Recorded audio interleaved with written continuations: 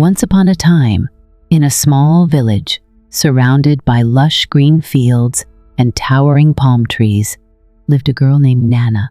She was known throughout the village not only for her breathtaking beauty, but also for her kindness. Nana had a heart so pure that people couldn't help but love her. She was always willing to help others, whether it was carrying water for an elderly neighbor or comforting a crying child. Her warm smile and gentle nature made her a beloved figure in the community. Despite the love and admiration of the villagers, Nana's life was not easy. She was born into a poor family that struggled every day to make ends meet. Her father was a hard-working farmer who spent long hours in the fields, battling the sun and the rain to grow crops that barely provided enough food for the family. Her mother, on the other hand, was a trader who sold small household goods at the village market, doing everything she could to supplement their meager income.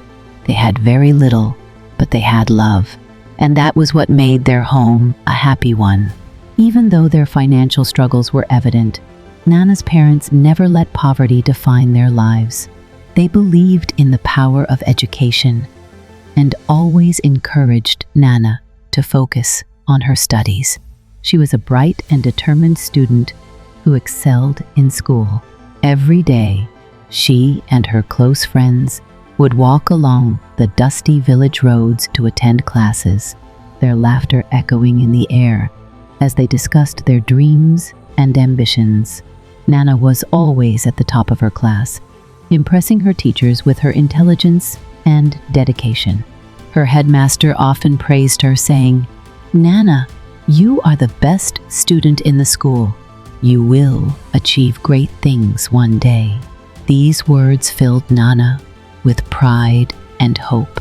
She dreamed of a future where she could lift her family out of poverty and provide them with a comfortable life. She wanted to become someone important, someone who could make a difference. The villagers also believed in her potential. They would often say, "Nana is a good girl. She will bring honor to our village." However, as Nana grew older, life's harsh realities began to weigh on her. Although she remained an excellent student, her family's financial problems became more difficult to ignore. There were days when she had to go to school on an empty stomach because there was no food at home. Some nights, she lay awake, wondering how long her parents could continue struggling to provide for her. One fateful day, Nana's hunger became unbearable. As she arrived at school, she saw her friend Bola carrying 2 plates of food. Bola was not the smartest girl in school, nor was she the most well-mannered, but she had a way of making life easier for herself. She noticed Nana's weak expression and smiled. "Here, Nana," she said, handing her a plate of food. "I made this just for my special friend." Nana was surprised and touched by the gesture. "Thank you, Bola," she said, her voice filled with gratitude. Little did she know that this act of kindness would mark the beginning of a dangerous path, one that would lead her far from the innocence of her childhood. As Nana continued to grow into a young woman, she remained the bright and ambitious girl everyone admired. Despite her family's struggles, she kept her dreams alive, believing that her intelligence and hard work would one day change her fate. However, life had different plans for her. One morning, as she was walking through the village, Nana met a man named Bakari. He was young, strong, and well-respected among the villagers. Bakari was a palm wine tapper, known for producing the sweetest palm wine in the region. He worked tirelessly on his farm, and his dedication to his craft had earned him a decent living. But beyond his hard work, Bakari was kind-hearted and had a charming smile that made many women in the village admire him. From the moment they met, there was an undeniable connection between them. Bakari was drawn to Nana's beauty and gentle nature, while Nana found comfort in his strength and warmth. He often gifted her small trinkets, like beautifully carved wooden bracelets or freshly picked fruit from his farm. One day, he handed her a small box with a pair of delicate golden earrings inside. "These are for you, Nana," he said with a smile. "I hope they bring a smile to your face." Nana blushed, feeling special in a way she never had before. She had never received such attention from a man, and for the first time, she felt wanted and adored. Their relationship blossomed, and soon they were spending every moment they could together. They talked for hours about their dreams, walked hand in hand through the village, and laughed about silly things. But with time, their closeness led to a moment of passion that changed Nana's life forever. One evening, under the shade of a mango tree, they gave in to their emotions and slept together. It was Nana's first time, and though she loved Bakari, an uneasy feeling crept into her heart afterward. She had always been careful, always listened to the warnings from her elders, but in that moment, she had thrown caution to the wind. A few weeks later, Nana noticed changes in her body. She felt weak in the mornings, her appetite shifted, and soon she realized the truth: she was pregnant. Fear gripped her heart as she thought about what this would mean for her future. She had been the pride of her family, the girl everyone believed would do great things. What would they think of her now? Desperate for support, she went to Bakari and nervously told him the news, hoping he would stand by her. But instead of comfort, she was met with rejection. Bakari's face darkened, and he shook his head. "No, Nana, that's not my child," he said coldly. "I can't take responsibility for this." His words struck her like a dagger. The man she had trusted, the one who had made her feel special, was now turning his back on her when she needed him the most. Nana felt crushed.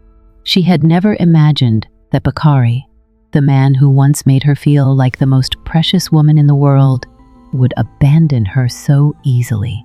As she stood there, tears welling in her eyes, she realized she was completely alone in this. She had no one to turn to, no one who would understand the fear and shame consuming her. With a heavy heart, she walked away, feeling lost and hopeless. She had always believed that love was supposed to protect and uplift, but now all she felt was betrayal. And worse yet, she had no idea what she was going to do next. After Bakari's cold rejection, Nana felt lost and hopeless. She had always believed that love was meant to protect, but instead, it had left her abandoned with a growing secret inside her. Fear consumed her. How could she go back home and face her parents? How would she explain her pregnancy? Her dreams of making them proud now felt like distant illusions, shattered by a mistake she couldn't take back. Before Nana could decide what to do, her parents unknowingly made the decision for her. They believed she had a bright future ahead and wanted her to learn a trade that would help her succeed. Without knowing of her pregnancy, they arranged for her to travel to Biku, a bustling village known for its skill training and markets. Though Nana was terrified of what lay ahead, she had no choice but to go. Upon arriving in Biku, she stayed with a distant aunt who welcomed her with kindness. But despite the warm embrace of her new home, Nana's mind remained troubled. The life growing inside her was a constant reminder of her mistakes, and the fear of what would happen next was unbearable. She had no money, no husband, and no way to provide for a child. One day, unable to hide her desperation any longer, Nana sought out a local midwife named Mama Abie. The elderly woman was well known in the village for helping pregnant women, offering them guidance and care. Nana approached her with trembling hands, her voice barely above a whisper. "Mama Abir, I am not ready to have this baby. Is there any way you can help me?" The midwife looked at Nana with a mixture of sympathy and concern. She could see the fear in the young girl's eyes and knew this was not just a moment of doubt, but a cry for help. "My dear," Mama Abier said gently, "it is too late to get rid of the baby safely. It would be very dangerous for you." Nana's heart sank. She had hoped for a solution, a way to escape the burden that was growing heavier each day. Tears welled in her eyes as she whispered, "Then what am I supposed to do?" For a moment, Mama Abier was silent. Then, with a knowing look, she spoke words that would change Nana's life forever. "If you do not want the baby, you can sell it after it is born. There are people who would pay a lot of money for a healthy child." Nana gasped, shocked by the suggestion. Sell the baby? The idea had never crossed her mind, but as the weight of her situation pressed down on her, something inside her shifted.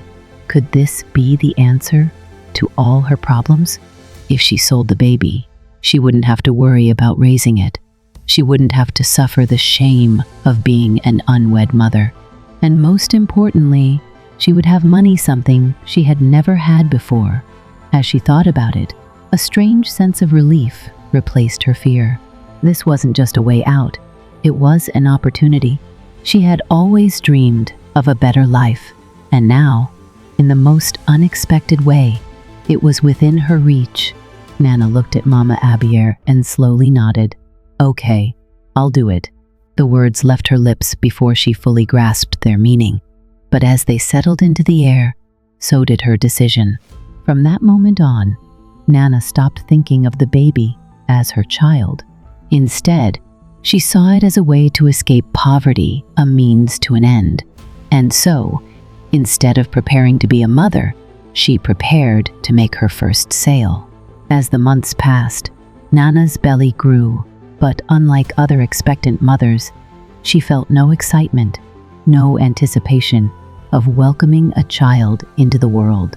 Instead, she focused on the promise of gold and jewelry that awaited her. She no longer saw the baby inside her as a life to be cherished, but as a product, one that would soon be exchanged for wealth. Mama Abier, who had arranged everything, had already found a buyer.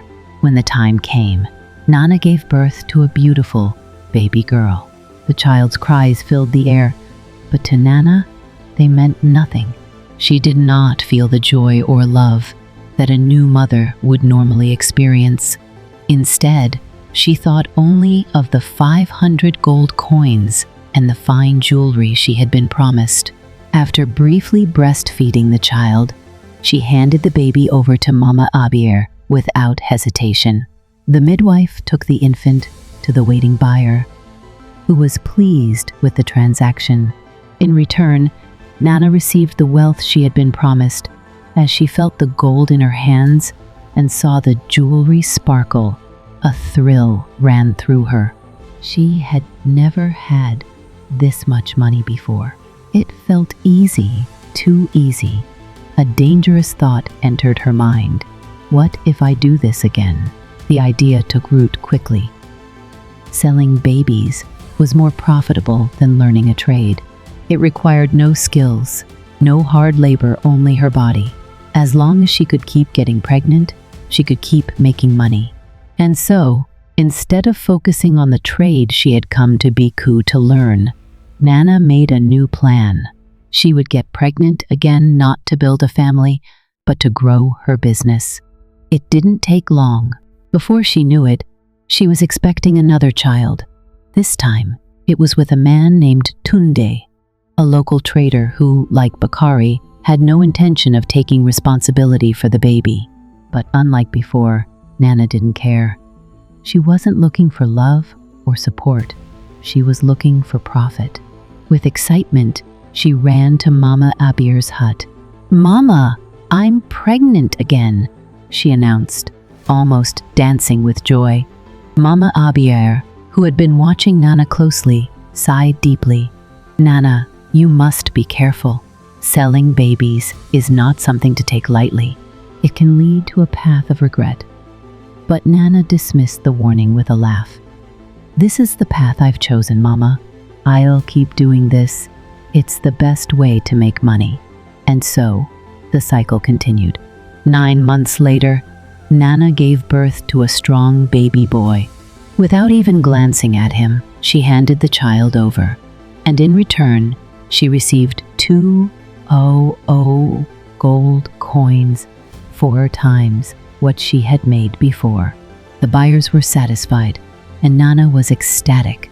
The business was booming, and she was becoming richer with each transaction. The wealth changed her. She no longer worried about her past or the moral weight of her actions. She adorned herself with the finest clothes, the most expensive jewelry. She sent money and gifts back to her parents, who had no idea where it all came from. To them, she was simply their successful daughter, thriving in Biku. With each sale, Nana grew more powerful, more confident.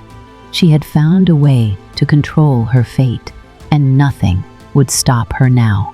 She had turned motherhood into a business, and she was determined to become the richest woman in Biku, no matter the cost. Nana's plan worked even better than she had imagined. With each pregnancy, she earned more gold, more jewelry, and more power. She no longer lived as the poor girl from her village now. She was a woman of great wealth in Biku. Her house was the grandest in the village, filled with luxurious fabrics, glittering ornaments, and the finest food. She had servants who catered to her every need, and her name was whispered with admiration by those who envied her success. Her parents, still unaware of the true source of her fortune, were overwhelmed with pride.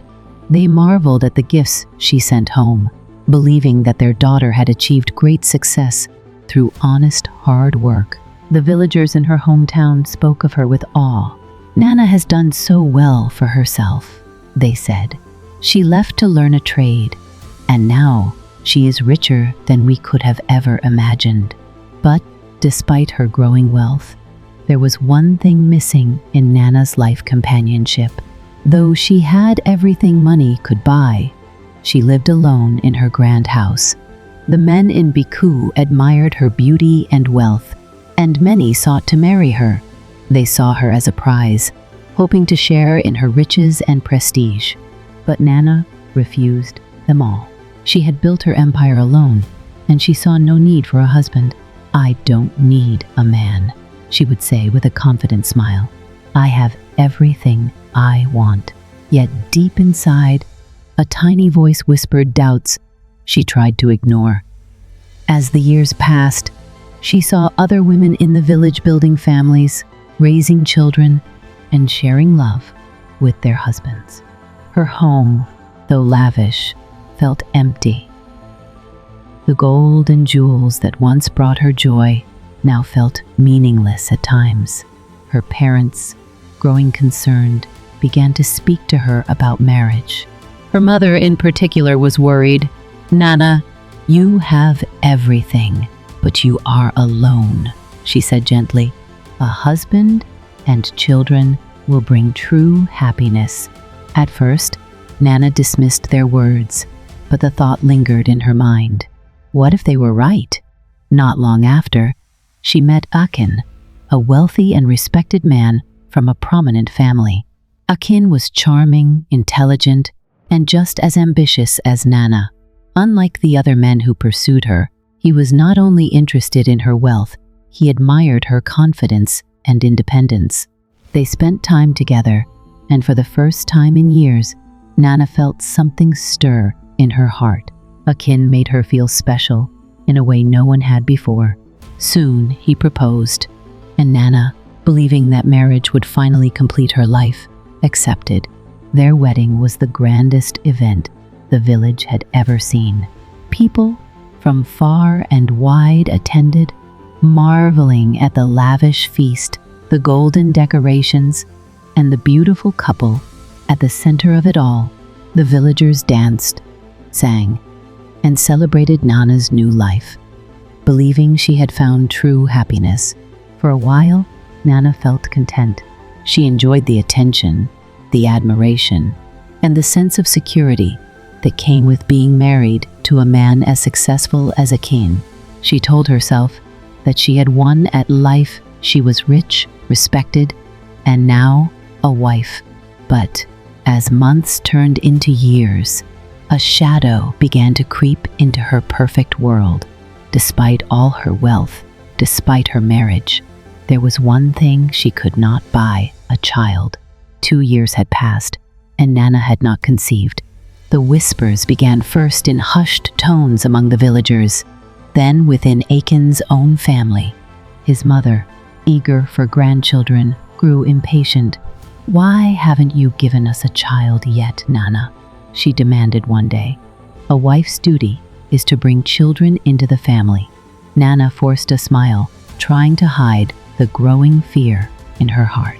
"It will happen soon," she said, but it didn't. And as time passed, the pressure only grew stronger, until one day, Akin's mother could no longer hold back her anger. She stormed into their home, her voice filled with fury. "Nana, you are barren. You cannot stay in this house any longer. My son needs a wife who can give him children." The words struck Nana like a lightning bolt. She had built an empire, she had lived in luxury, but now she was being cast aside for something she could not control. With tears in her eyes and a shattered heart, she packed her belongings and left. Her dream of a perfect life had come crashing down, and for the first time, she truly felt the weight of her past.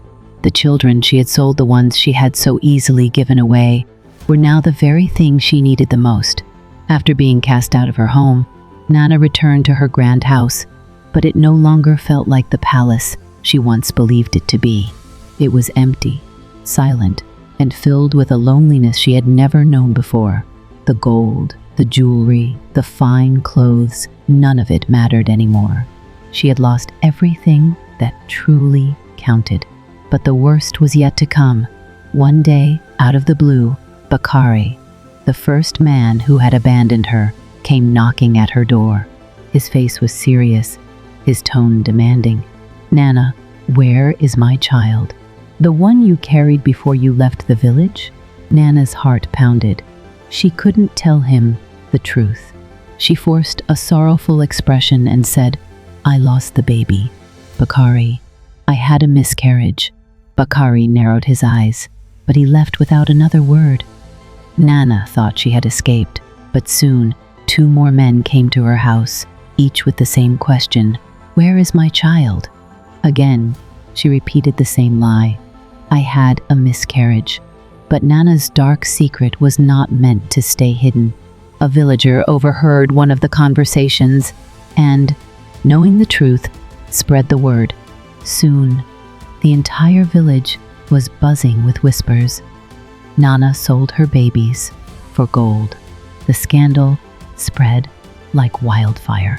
Furious fathers, betrayed villagers, and former admirers now saw her not as a wealthy woman, but as a monster. And then, one night, an angry crowd gathered outside her home, torches in hand, demanding justice. As Nana stood frozen in her doorway, the angry crowd outside her grand house grew louder. The men whose children she had sold were at the front, their voices filled with rage. The villagers, who once admired her wealth and success, now looked at her with disgust. "Where are our children, Nana?" they shouted. "Give them back to us, or we will burn your house to the ground." Fear gripped Nana's heart. The life she had built, the fortune she had accumulated, was now crumbling before her eyes. She had spent years believing that money was all she needed, that wealth could shield her from consequences. But now, she realized the bitter truth. No amount of gold could protect her from justice. Knowing she had no choice, Nana fled to Biku village in desperation, hoping that Mama Abier could help her undo the damage. When she arrived at the old midwife's hut, she fell to her knees, tears streaming down her face. Mama Abir, please," she begged. "Help me find the children. The villagers will destroy everything if I don't return them." Mama Abir sighed deeply, looking at Nana with a mix of pity and disappointment. "I warned you, Nana. I told you this path would lead to regret. But you didn't listen." Nana sobbed. "I know, Mama, but please, tell me where they are." The midwife handed her a piece of paper with the addresses of the families who had bought her children. "These are the people who took them," she said. "But be warned, many of them will not give them back. They have raised these children as their own." With a heavy heart, Nana traveled far and wide, knocking on doors, pleading with the families who had adopted her children. But each time, she was met with rejection. Some families denied ever knowing her. Others refused to give up the children, saying they had become part of their homes. Each rejection cut deep into Nana's soul. The children she had once seen as mere transactions were now the very thing she longed for the most. But it was too late. She had given them away for gold, and now they were lost to her forever. Broken and defeated, Nana returned to her village. The people were waiting for her, their anger still burning. They no longer saw the wealthy, successful woman they once envied. They saw a woman who had traded her own flesh and blood for riches. Her parents were devastated when they learned the truth. Her mother, unable to bear the shame and grief, fell ill and soon passed away. The weight of guilt crushed Nana's spirit even further. She had once believed she was bringing pride to her family, but instead, she had brought them sorrow and disgrace. In a final act of repentance, Nana sold all her belongings and gave the money to the poor. But the villagers refused to accept anything from her. "We do not want wealth that was built on such a terrible crime," they said. Left with nothing, Nana packed a small bag and walked away from the village. She did not go far. She settled at the entrance of the village, choosing to live in solitude. For the rest of her life, she remained there, haunted by the memories of the children she had sold and the life she had lost. The villagers used her story as a warning to others, telling their children, "Remember Nana, who traded her future for gold. She had everything, but she lost it all because she did not see what truly mattered." And so, Nana spent her days in quiet regret, knowing that no wealth could ever replace what she had given away.